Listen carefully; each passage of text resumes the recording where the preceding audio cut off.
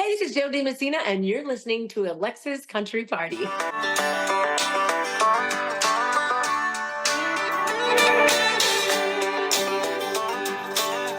Girl, you look nice today. Oh, thanks. Only from here up.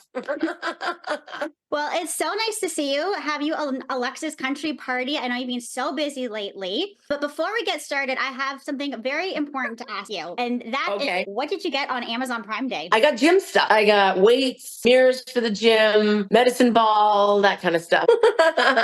You're making like a little at-home gym? Yeah, I have a gym in the garage. By the time this interview airs, you will have already performed your headlining show in Regina. And I recently spoke with Brandy and Katie of Nice Horse, and they're so excited to meet you, and they're thrilled. They're going to be opening for you. So I just wanted to pass that message along. Oh, yay. Thank you. You've been crazy busy doing these headlining tour and the festival circuit on top of that. Have there been any hiccups along the way? Hiccups. We have tons of hiccups. We have shows where we have a shorter changeover, or the bus has issues, or the flights get delayed, or all that stuff happens. It's just part of it. Speaking of festivals, again, you will have had performed at Big Valley Jamboree in Alberta. What are three things that come to your mind when you think of Canada? Hockey, Tim Hortons, and hockey. I have two kids that play hockey, so it's all about that in this house. Awesome. What's their favorite team? One of them, the Capitals. The other one is Maple Leaf. And of course, everyone's a Connor Bedard fan. Oh, okay. Well, you have it. Go Leafs go. I'm sure you're going to be expecting me to bring this up, and I have to do this. So many artists are doing 90s country, and I think that She Had Me at Heads Carolina is like one of the first ones lately to do it. And then there's been a whole slew of them ever since. Did Cole reach out to you? Did you know about this prior to the release? I did not know about it prior to the release. After they decided to make it a single, that's when they reached out and said, hey, would you want to get involved? We'll recut it with you on there. We'll get you as part of the video. I'm going to test you here. Do you know the Canadian connection that Cole's version has? I do not. No.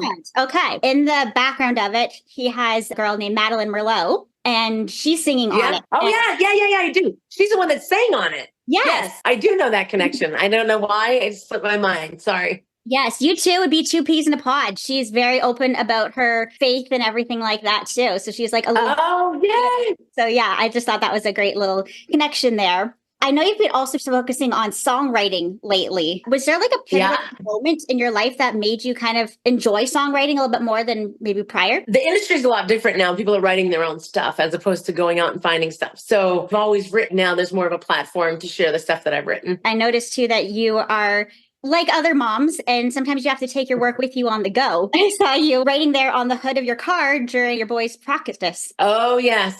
Life takes place at a hockey rink. Is there like a particular place that you feel the most inspired with writing? I don't think it has to do with the place. I think it's more about the people. You know, when you get in a good, deep conversation with someone about, and that's where you pull your ideas from anyway. Just like a conversation with like friends and family, or in the studio? No, more when you get together with writers. And then, you know, a lot of the songs that are part of this project coming up have come off me processing through life, or life with kids, or things my kids are going through. Or I'll sit in a room and talk to them about what it is. I'm like, oh my gosh, can you believe all this stuff's going on with the kids and the internet, and, you know, what girls are doing, and oh my gosh, you know, it'll turn into a conversation that ends up usually a lot of times becoming a song. With your sons growing up now, are they schooling you on all that new Gen Z slang? Because I can't keep up with that. And all the abbreviations. Yes. Yeah, I'm kind of in the loop on that. There's a lot of Riz going on in my house.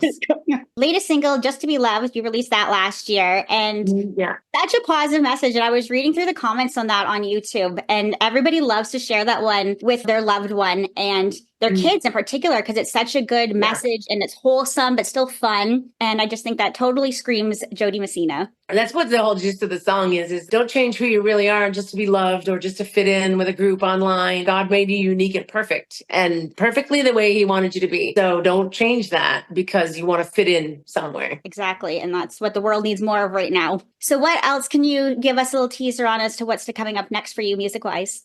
Well, we start slowing down October, November, December, which will be time that I do more writing, get in the studio, and complete a new project that will be released next year, beginning of the year. Are you looking at like a full project or something a little smaller?